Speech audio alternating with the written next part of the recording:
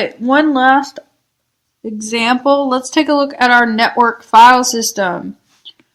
We do a show mount on our Linux. We see we have export Georgia. A couple of our vulnerability scanners found this. It is available to everyone.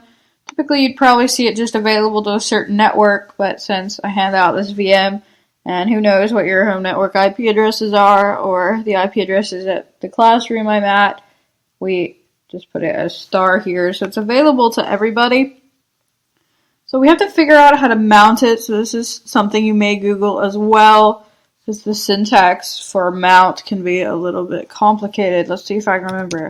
Mount -T for type, network file system, and then we want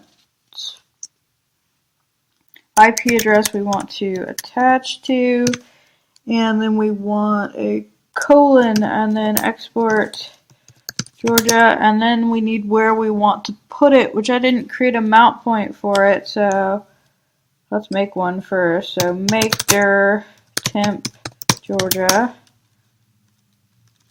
and then we want mount type NFS, and 192.168.1.80 colon export Georgia, and put it at temp Georgia.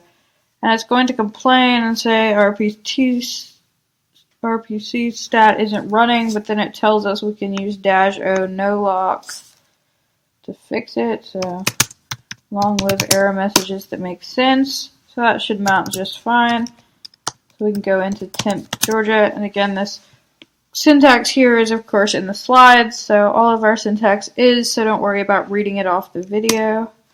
We go to temp Georgia. We actually copied this credit cards.txt over in our previous example, and these are IDRSA.pub and IDRSA you shouldn't have. I used this VM as a target in like a lab exercise in a class I was running for someone a couple weeks ago, and somebody obviously didn't get the exercise quite correct, so yours probably doesn't have those. But if we do that ls-a, that'll show us our hidden directories, and we noted in vulnerability scanning that the .ssh directory might be interesting because that's where we keep our keys. So we have a couple of ways we can do this. Since we have write access, we can actually create a key and add it to this authorized keys file. So we cat that out. Currently there's just this one, but we can actually add another. Or what we can do is copy Georgia's private, which is this one, and public keys. So that's what we'll do. So I want to put it in root.ssh, so in my .ssh directory.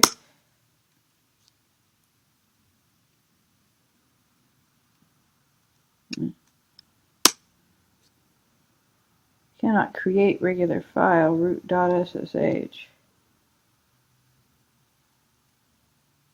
Do I not have a .ssh directory on this version of Kali? Surely I do. Apparently not. apt-get install open SSH server. So that's already installed.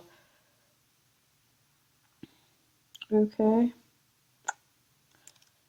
That's rather odd. Let's see if it'll just let me do this. What if it has SSH add? It does have SSH add, so I should just be able to create one. This is odd. There's definitely one on earlier versions of Kali. This is what I get for upgrading to a newer version of Kali for our videos.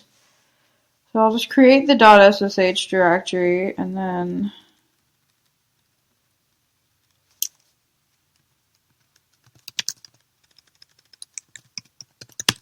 copy this over. Same thing with .pub.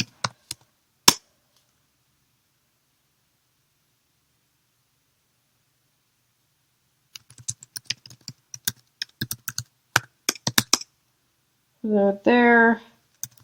Now if I do an SSH add, it'll add my identity into SSH, so that's my key now. So we stole Georgia's key, and now that's our key.